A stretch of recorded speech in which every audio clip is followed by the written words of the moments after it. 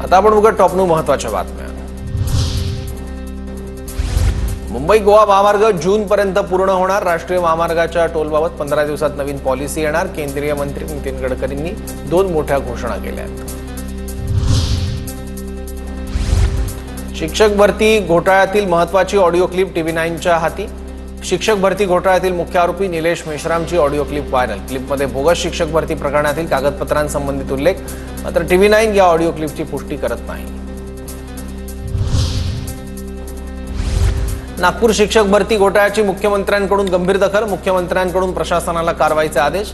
580 अपात्र शिक्षकांच्या नियुक्त्या रद्द होण्याची शक्यता। बोगस नियुक्तीसाठी 20 ते 35 लाख रुपये घेतल्याची सूत्रांची माहिती।